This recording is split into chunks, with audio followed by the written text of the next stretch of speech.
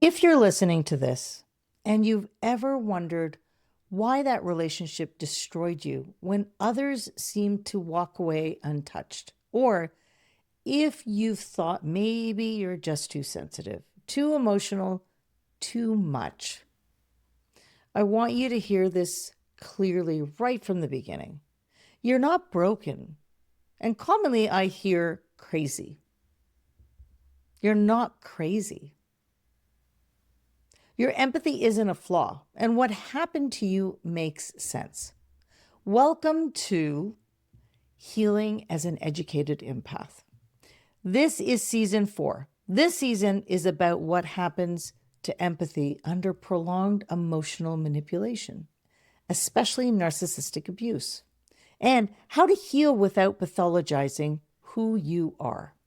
I wanted to do this series because there's a lot of information about narcissism out there, and as helpful as it can be to help you label or to identify what you might be dealing with, then the question is now, what do you do with that information? As a therapist, I usually see a cycle. I have consults with potential clients, and they will say, I think I'm dealing with a narcissist.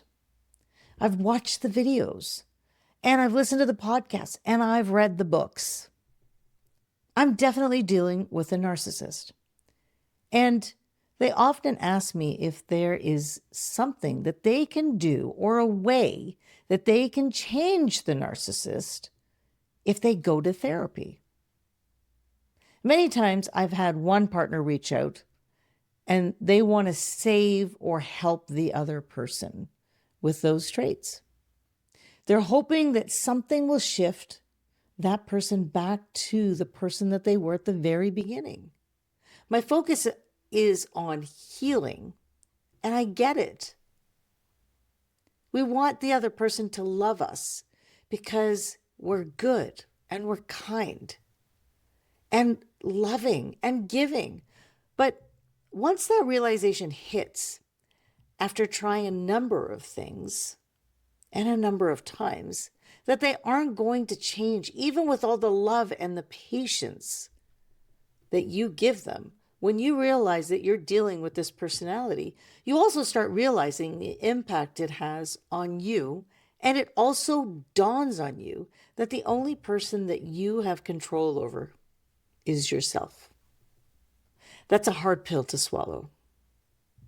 If you don't know me, my name is Sonia Gandhi, and I'm a survivor of narcissistic abuse, and I'm also a therapist that specializes in helping those who are trying to leave or to recover or to manage in these types of relationships or after these relationships end. I understand it from a clinical and educated perspective, but I also understand it from a personal life experience perspective. Today's episode is the foundation for everything that follows in this series. Because before we can talk about boundaries, before we talk about burnout, before we talk about trauma bonds, anger, or learning how to receive love again, we have to start here. We have to start with reframing empathy, not as a problem, but as a wounded system. Now, before we go any further, let's slow down your nervous system just a little. Put your feet on the floor if you can. Notice where your body is supported right now. And take one slow, deep breath. Not to calm yourself, just to arrive. You don't need to fix anything while you're listening. You don't need to take notes. You don't need to perform healing correctly. I just want you to listen. There's a reason narcissistic abuse impacts empaths more deeply. That was a bit of a mouthful. And it has nothing to do with weakness. Empaths tend to have high emotional attunement, strong perspective-taking abilities, deep concern for relational repair, and a high tolerance for emotional complexity. By emotional attunement, I mean that you notice subtle shifts. You understand and hear tone, pace, facial expressions, energy in the room, often before anything is ever said out loud. You're wired to track what's happening between people, not just what's being said. Perspective taking means that you step into someone else's inner world quickly. You can imagine their stress, their history, their triggers, and you often give context where other people would simply just see the behavior. A concern for relational repair shows up as a strong pull to resolve any rupture, clearing the air, restoring closeness, making sure no one feels misunderstood, and taking ownership for your own part, even though you're not sure that you actually have a part. And a tolerance for emotional complexity, which means you can hold mixed truths at the same time. You can recognize someone's pain and stay compassionate. You can see potential and excuse a pattern. You can carry ambiguity longer than most people without needing immediate closure. In healthy relationships, these traits create depth, safety, intimacy. But in narcissistic dynamics, they can get exploited because gaslighting targets your willingness to self-question. Intermittent reinforcement hooks your hope for repair, and blame shifting lands really hard. A nervous system that is already scanning for how to make things better, so to understand why this hurts the way it does, we need to talk carefully about narcissistic traits and tactics, not to villainize or to diagnose, but to understand the impact.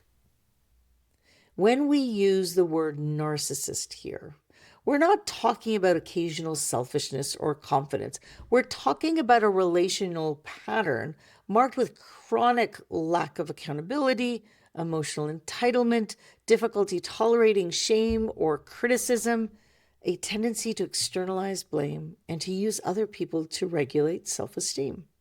This exists on a spectrum. Some people meet the criteria for NPD, narcissistic personality disorder, but many don't, but still engage in narcissistic defenses that are deeply harmful in intimate relationships. This season is not about diagnosing. It's about understanding how these dynamics affect the people within them. Empaths often enter these relationships because the beginning feels profound. There's an intensity, emotional closeness, a sense of being deeply seen and chosen. This phase is often called idealization, or commonly what we would hear, love bombing. For an empath, it feels like resonance. For someone with narcissistic traits, it often functions as attachment capture. And then slowly things shift. Concerns are minimized, feelings are reframed as flaws, patterns are denied. This is gaslighting, and it doesn't always sound cruel or obvious.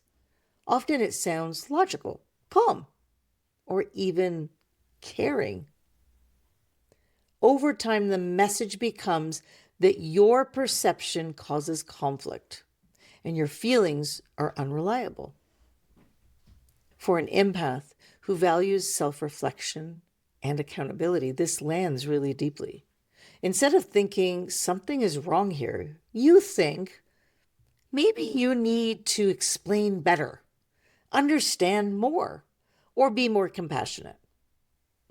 That's not emotional intelligence. That is conditioned self-distrust. As we talked about earlier, another powerful mechanism in narcissistic dynamics is intermittent reinforcement. Care, connection, or remorse is given inconsistently. Moments of harm are followed by closeness or repair, and your nervous system becomes focused on earning that safety back. Empathy creates hope. Hope delays exit. You remember the early connection, you see the wounded parts, and you believe in repair.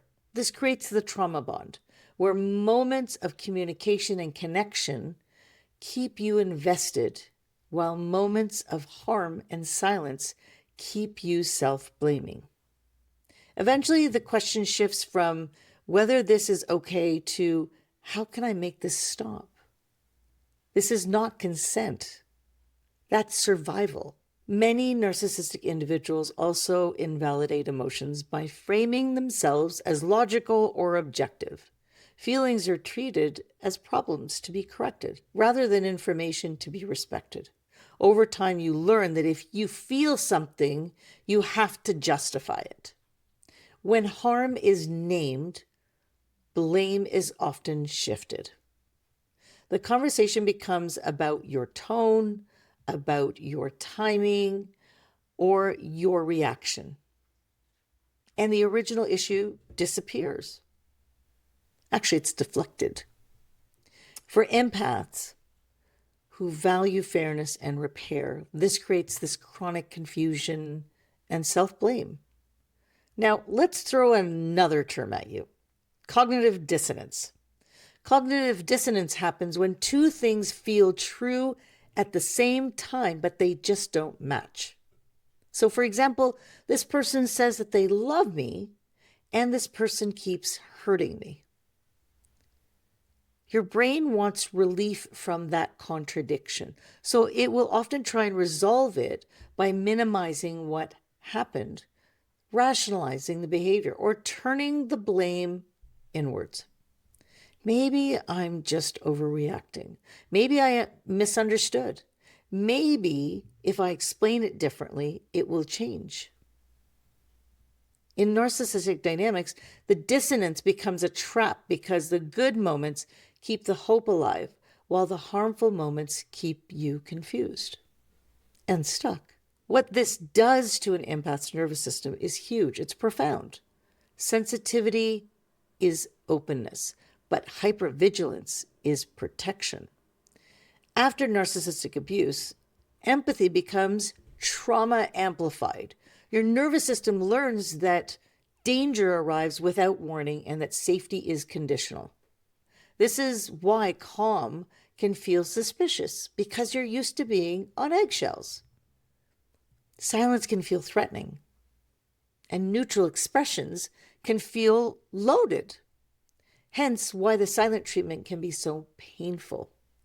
Your body is not intuitive, it's braced. And this is not who you are. It is what happened to you. Do you see the difference? One of the most painful questions empaths carry is why they stayed so long, or why they didn't see it sooner. This question is heavy with shame. The truth is that you didn't stay because you were naive. You stayed because you believed in repair. You understood their pain. You remembered who they were at the beginning, and you didn't want to abandon someone you loved. Empathy kept you hoping, and hope kept you trying. And this is where denial can keep us stuck as we try to resolve this for ourselves. The illusion is that I can change this. I can love him more. But we also don't want to admit and accept that they are often aware of what they're doing. Their behavior is harmful because they also know not to be harmful and abusive in public settings, or just how much to temper, but still assert control. And then behind closed doors, it's no holds barred. After narcissistic abuse, many trauma responses are misnamed as identity. Please listen closely to this. You might believe you are bad at boundaries. You're conflict avoidant, a people pleaser, or emotionally exhausting. But many of these are adaptive responses, not character flaws. And healing has to be altering these perceptions first. And the learning of new behaviors. People pleasing is often a fun response. Emotional exhaustion is nervous system overload. How many times have you said out loud, "I'm exhausted"? I don't mean because you've just run a marathon, but that you're emotionally tapped out and can't even think. Over-explaining is a survival strategy. This is one that I do a lot of coaching around in my private sessions. Over-explaining is when a simple boundary, feeling, or decision turns into a long defense. Extra details, proof, examples, and reassurance, because part of you is trying to prevent conflict.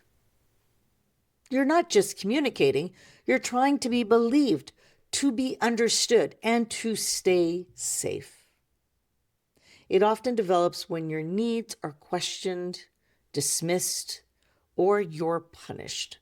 So your nervous system learned that you have to present a case in order to be respected. And in narcissistic dynamics, over-explaining can keep you trapped in circular conversations, because the more you explain, the more your words get picked apart, debated, or used to shift the focus away from the original harm and away from them. Healing begins when the question changes from "what is wrong with me" to "what happened to me." Many empaths minimize their own harm because others had it worse, because there were good times too, or because the other person was wounded. Both things can be true. Someone can be wounded and harmful. There can be love and abuse. But healing requires accurate naming, not diagnosing or not villainizing, just truth. You were manipulated, emotionally destabilized, conditioned to doubt yourself, and trained to prioritize another person's reality over your own. Naming it is not bitterness, it's orientation. So, why am I talking so much about empathy? Because it is the superpower that you have that is lacking in narcissists. They envy it, but it's expressed as hatred, deep-rooted hatred. Firstly, they hate themselves, but it's transmuted into arrogance and the illusion of self-love on steroids. And what they see in you is a kindness that they cannot possess or access in themselves. And if they can experience the kindness and all of the incredible qualities that go along with that, they punish you for it. And yet you try to love them more. The vicious cycle continues. They won't break the cycle because they gain something from your empathy. Your endless willingness and intention to try and keep giving to them because of your awareness that they are damaged. We feel their pain, and what we try to do is feel it for them, trying to absorb their energy so that they will be happier, and then we'll be happier. But if you've been in these relationships, the cycle is a circle. It doesn't break until you break it. When you're ready, when you realize that your leaving is not your failure, but rather your awareness that this is their journey. Your journey is to make yourself happier because they are not able to. They ironically are, quote, happy in their control of you.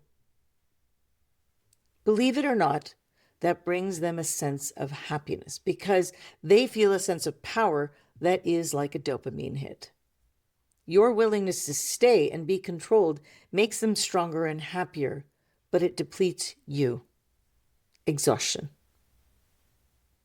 We're not here to kill your empathy or to harden your heart or to turn you into someone that you're not. We're here to educate your empathy, to teach it where it belongs, where it ends, and when it becomes self-harm. That is the arc of this entire season. The goal is not less empathy, it's self-loyalty. Before we close, here is a simple practice you can return to, not to fix yourself, but to stabilize. When self-doubt comes up, slow it down and sort your experience into 3 buckets: facts, feelings, and stories. Facts are what you can record on a camera or in a text thread. What was said, what was done, what did or didn't happen. Feelings are your internal signals. Sensations in your body and emotions. So tight chest, shaky hands, dread, sadness, anger. I know many of my clients aren't in touch with their bodies enough. So this is the practice to tune in. And then there's the story. The story is the meaning your mind attaches to it. This is the important crux. Your interpretation, your conclusion, or the sentence that starts with "this means." This helps separate reality from conditioning, and gently it starts to restore trust in your perception. If you prescribe or make meaning that this was your fault, that's the repetition of conditioning. If you can separate it further into behavior, that's the reframe. So let me give you an example. You bring up something that hurts you. They respond with, "You're being too sensitive and that's not what happened." Then they stop replying for the rest of the night. Okay, here are the 3 buckets. Fact: I said X. They said that you're too sensitive. That's not what happened. They ended the conversation and didn't respond for hours. So the silent treatment. Feelings and sensations in your stomach are that your stomach dropped. Your throat tightened. I felt anxious and ashamed, and I started replaying the conversation. The story, or the interpretation, is I overreacted. I'm the problem. If I bring things up, I will lose this connection. When you can name the story as a story, you can check it against the facts and choose a response that protects you instead of automatically apologizing or chasing repair.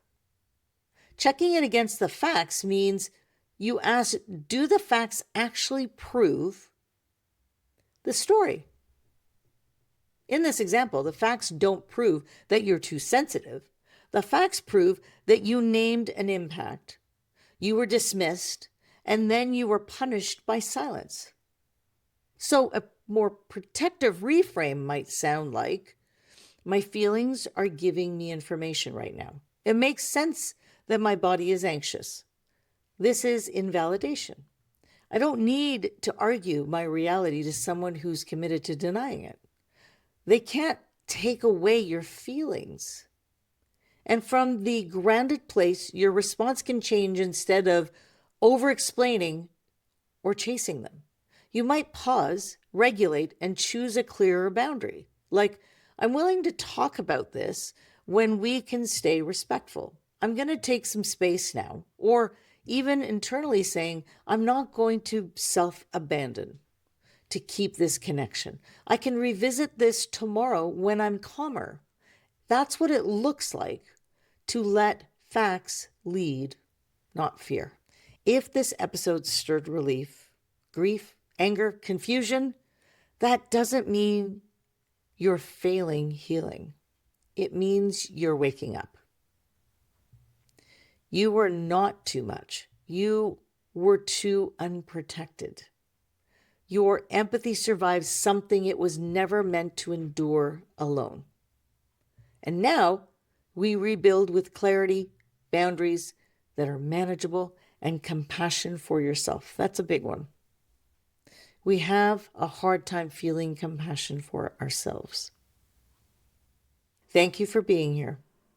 This episode is both on my YouTube channel, Four Seasons Counseling, and my podcast, When the Rose-Colored Glasses Come Off. So subscribe so you don't miss the whole series. Be well.